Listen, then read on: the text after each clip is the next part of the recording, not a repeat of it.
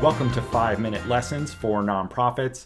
I'm Ben Takis, and today we're going to talk about the public support test under Internal Revenue Code sections 170B1A6 and 509A1.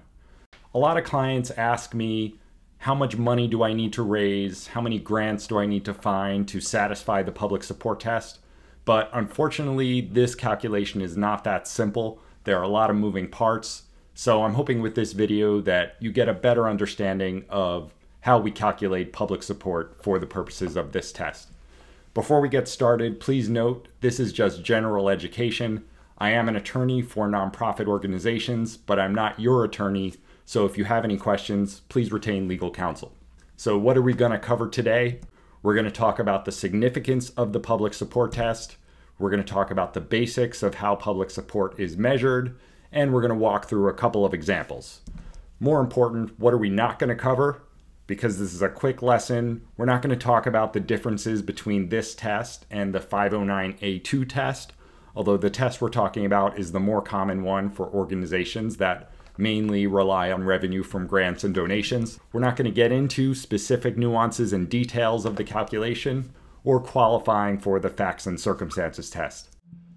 Starting with the public support test in general, the significance of the public support test is that 501c3 organizations generally fall into one of two categories. You have private foundations, which are generally supported by a relatively small handful of donors, and therefore subject to very strict, burdensome rules. And on the other hand, you have public charities, which generally have a wider base of contributors and are subject to relatively more lenient, more flexible rules. The public support test is a mathematical test that measures if you have, as an organization, this sufficiently wide base of contributors to qualify as a public charity. Certain types of 501c3 organizations don't have to do these calculations. They're considered inherently public, but all others have to report these numbers on their Form 990 Schedule A. What does the public support test measure? In general, at least 33 1/3% of an organization's total support has to be public support, calculated over a 5-year period. In some cases, 10% public support can be sufficient if the organization satisfies the facts and circumstances test.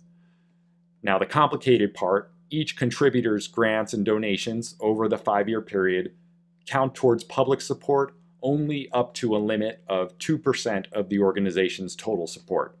We're going to talk about what this means. There is a big exception. The 2% limit does not apply to government grants or grants from other publicly supported 501c3 organizations.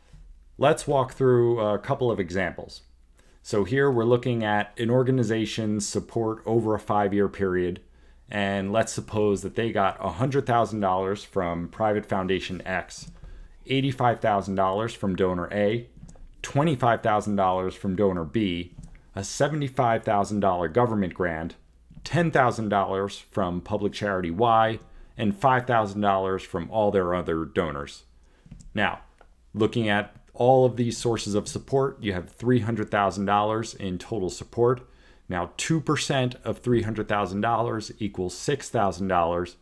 So we're going to go and apply this 2% limit to all of the sources of support where applicable. So we're going to count $6,000 from private foundation X, $6,000 from donor A, $6,000 from donor B. We're going to count the full amount of the government grant, and we're going to count the full amount of the grants from the public charity, and all the other donors count in full because none of that is above the 2% limit.